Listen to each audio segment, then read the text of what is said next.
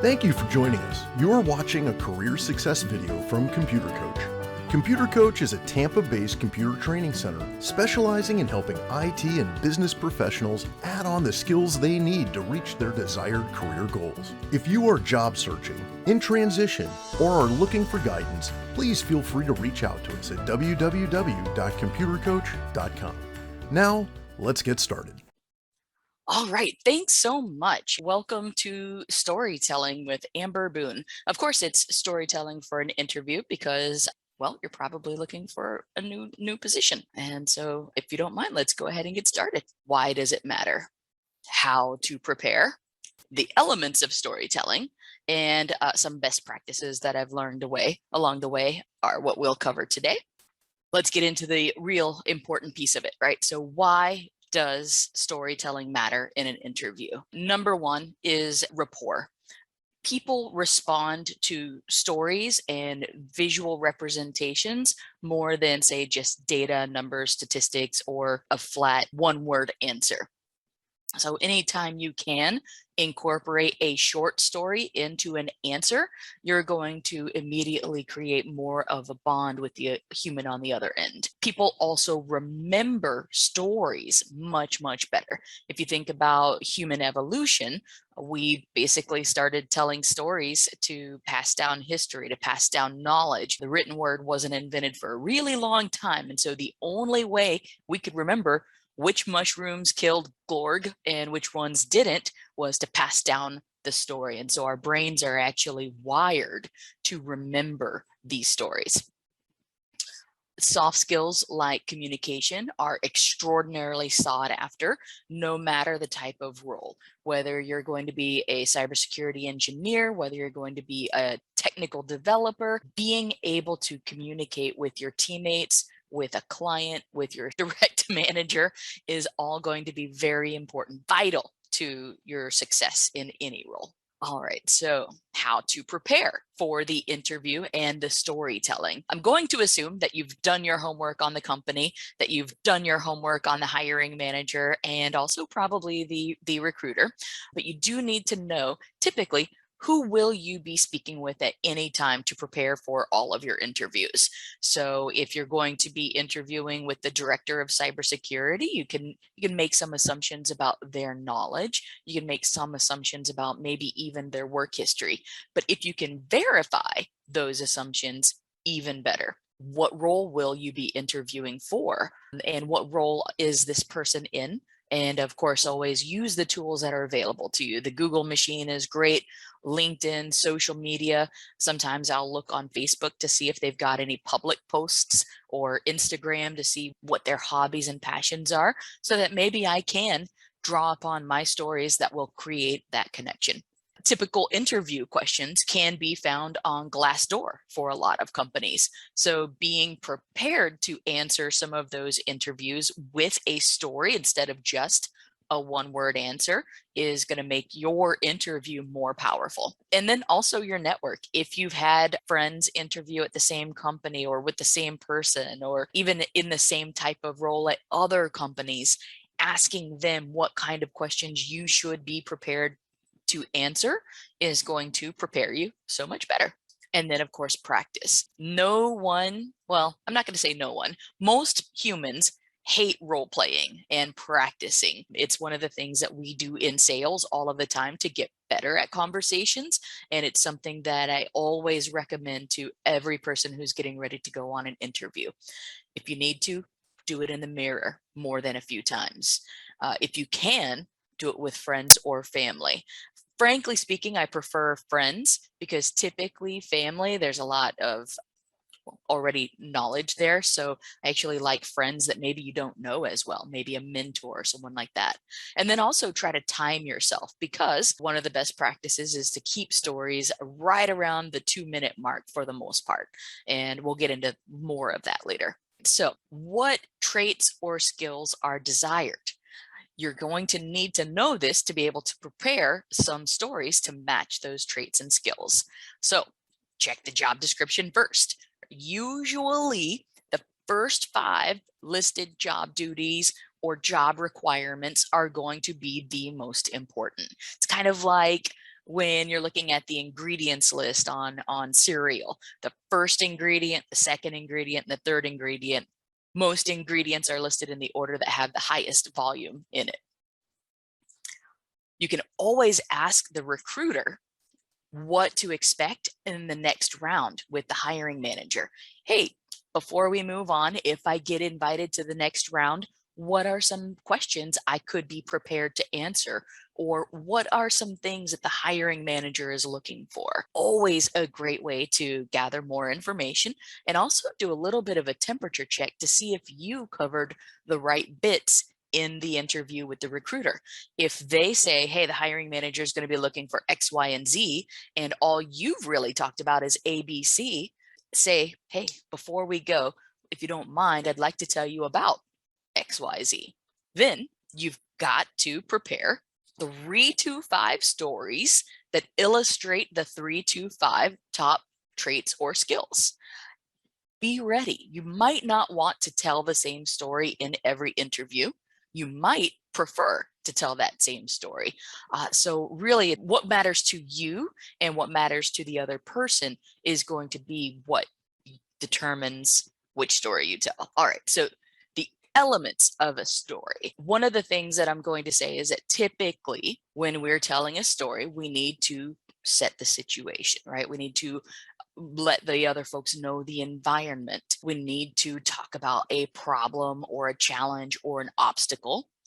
We need to talk about the action that we took, what was the result of that action, and then even further, what kind of impact did that have in your life, in other people's lives, and the organization, if applicable. All right, so let's dive into the situation. When, where, what, and why. If you took a journalistic class or if you remember English class, who, what, when, where, and why, right? And sometimes how are in there. So the who is implied. It's you, right? You're the star and or the villain in your story. If we're talking about, tell me about a time that you were able to build a successful team, you're the hero. If they're saying, tell me about a time when your team cohesiveness broke apart, guess what? You might have been the villain and then the hero. So be honest, be authentic. Folks, when they're interviewing, I know for myself, I want to know that the person is coachable, trainable, and learns quickly. So if they come in and they make a mistake, that they'll be able to rectify that mistake and then learn from it and take action to prevent that mistake again. That's more important than being perfect because, well, we're human. We're not perfect. So again, focus on when this was, where you were, maybe not necessarily where location wise, that's maybe a detail that does not matter, but where in the organization were you? What role did you have? And what role did you have in either the success or the failure of a project? And why were you there? Those are key elements to begin a story with. And then, of course, the problem, right? What was the obstacle? Who would it affect? And what were the possible outcomes if no action was taken or continued same action was taken? And then this is really where you're going to focus most of your time is the action that you took. Now, how did you decide what was the right action? Very important.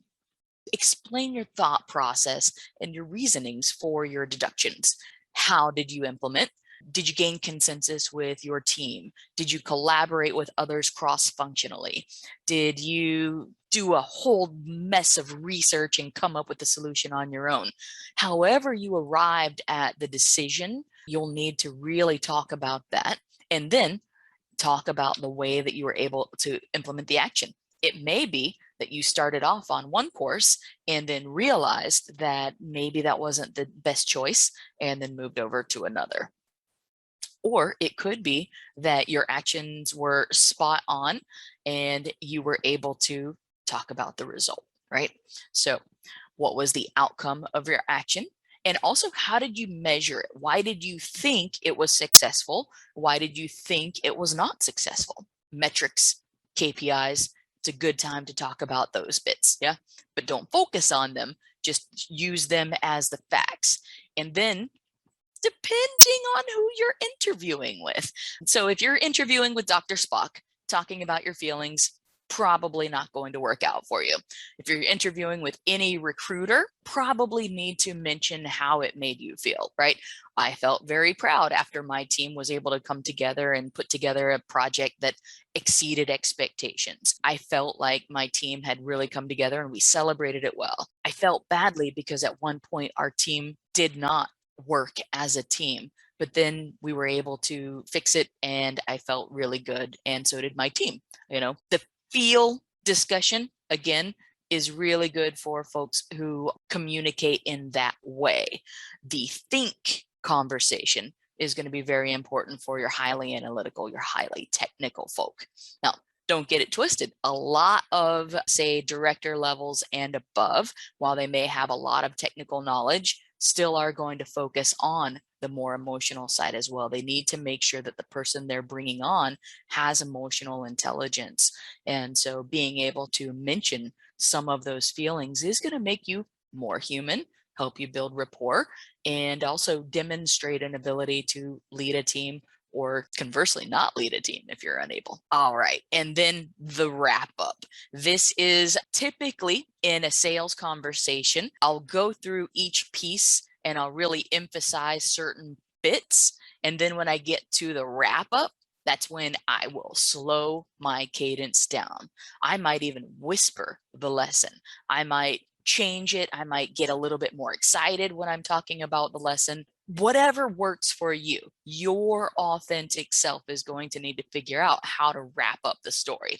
Again, for me, I'll slow down. What did you learn about yourself, about your team, about business in general, about the organization, about your customer, about the project itself? Really, really hone in on these learnings, because again, that demonstrates the coachability. It demonstrates the ability to adapt and overcome. And how have you improved since then? Because if I'm telling a story from 5 years ago, or if I'm telling a story from, gosh, even 10 years ago, what have I done since then to continue that journey?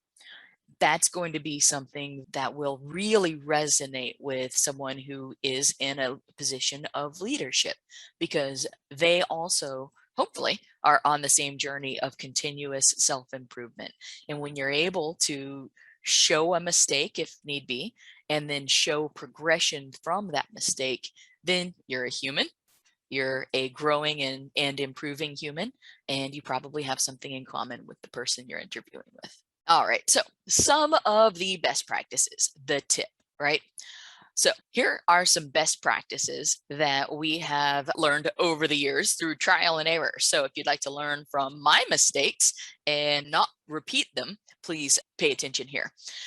1, traditional storytelling usually follows, right? If I'm telling a joke, the punchline is always at the end. If I'm telling a suspenseful story, the result is always at the end. It's up, it's down, we don't know where it's going, right? And that's great storytelling. Unless you are an actual storyteller who's got a lot of practice in it, don't do it that way. The best way is to answer the question. So tell me about a time you were able to build consensus amongst different stakeholders. Yes. So the best example of building consensus among stakeholders is when I worked with XYZ company and was in charge of a project that marketing and sales were kind of diametrically opposed. I was able to do this by analyzing what they both wanted and finding a compromise. And then I would dive into situation, problem, action, etc. Right? So you want to answer the story first. Make sure, A, that you understand the question and the point of the question. Because if you repeat that back to them and they say, oh, no, I actually meant this, it'll save you 2 minutes of the wrong story. It will also make sure that the other person knows that you're listening and that you are directing them to what they want to know. It gives them a feeling of comfort. And especially if your story is full of ups and downs and topsy-turvy twists, it will give them comfort in knowing that you're going to get there eventually. Again, we talked about 2 minutes is just right. Too many details, you're bogging things down, right? Does it matter that you were in Colorado at the time, or does it matter that you were in a particular role? The role matters. Too few details, though, and you won't be able to paint a complete picture. I like to to point people to their childhood, and you remember, connect the dots, right? You've got a whole bunch of dots and some numbers. If you're just looking at the dots, you probably can't tell what the picture is. If you connect the dots in the wrong order, your picture is going to be a jumbled mess as well. So it's a good idea to paint that picture in order, and so the human who's listening can follow along. Typically, when you're in an interview, you're not going to have slide deck. You're not going to be able to draw a picture on the wall, right? So you've really got to use your words to tell the story and paint the picture. Another one, I know introverts and folks who maybe are on the spectrum, this is a difficult one. And it can be difficult for the other person as well if they are in that realm. But making some eye contact and making the person feel warm with a light smile or a genuine smile really does go a long way, especially if you're talking about, say, something that went wrong and now you can laugh about it, right? So the last time I was super embarrassed was da da da da. I am almost always going to smile with it, because if I don't, then I'm going to turn bright red and I'm going to look embarrassed and I'm going to feel uncomfortable. And that in turn makes the other person feel uncomfortable. But if I can generate a feeling of being at ease, guess what?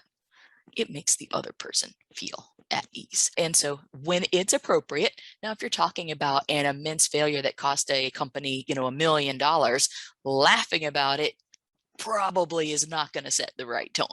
So again, when appropriate, and as you can. So, making eye contact continually is a little serial killer. Making eye contact at certain points where it's important is very, very powerful. Volunteer a story as an answer to a simple question, right? So what kind of experience do you have in this particular language is a great one, right? So, oh yeah, I've got 2 years of experience. Fantastic. That doesn't tell me very much. But yeah, oh, I've got 2 years of experience in this language. And the reason I like it so much is I've been able to program this particular tool, and I find that it's so much better than the previous language I was working in. That's going to be really powerful. It's short, it's sweet, it tells a story, and it gives volunteers more information than the viewer asked. Talking about the collaboration and consensus or even mentor that you have in your life is going to be very powerful. But sometimes the interviewer doesn't really want to know about those people or those support that you've had in your past. It's about you, why you took action, why you took action. And then, of course, your cue for story time and go is going to be, tell me about a time when, or have you ever experienced a time that. Those are going to be your cues that it is story time, and the interviewer is expecting you to go into detail. All right. So, humor. If you are a humorous person and you like to crack jokes, a lot of times when we're nervous, we default to humor. And I can tell you, I am one of those folks, right? And there are going to be times where cracking a joke is appropriate. And then there are going to be times where it is completely inappropriate. And you're going to need to be able to gauge the difference. Again, recruiters can typically be a little bit more people focused than, say, a technical hiring manager. So you can probably get away with maybe a little bit more humor in the initial interviews, unless you've researched your person and your hiring manager actually has an incredible sense of humor. I'll always draw attention to, say, Chris Roberts, who is a really known cybersecurity practitioner leader, and he has a hilarious sense of humor, a well-known love of whiskey, a well-known love of Scottish and Celt things, and a well-known lover of unusual colored beards, kind of like this clown. He's also brilliant. And so if I were interviewing with Chris Roberts, I would absolutely go with humor in my interview whenever appropriate. Now, there are other folks, say, for example, on LinkedIn, connected with a gentleman named Randall Frechie. I'm not sure how to pronounce it, never met the guy, but he is a very dry person. And so I'd probably not go with humor until he led with humor first, and then I would open up the gates, right? So understanding who you're interviewing with, again, being prepared, is going to be something that gives you those cues. Is it funny? Is it relevant? And will the other person appreciate it? Are probably the most important questions to answer if you're naturally funny. If you're not naturally funny, or if you don't naturally go to humor in nervous situations, is it authentic? Is your question to answer. If it's not authentic, don't even bother with the others. It's got to be you and genuinely you. All right. So absolutely would love to connect with anyone who is interested. I am primarily a sales person by trade, a recruiter by, I don't know, the grace of God. And so I am learning about people as we go. Love technology sales, love people. And if I can be of service, I hope that you will reach out and let me. All right. Thanks so much. I hope you have a great day. To learn more about our training programs, classes, and what sets us apart, please visit our website at www.computercoach.com.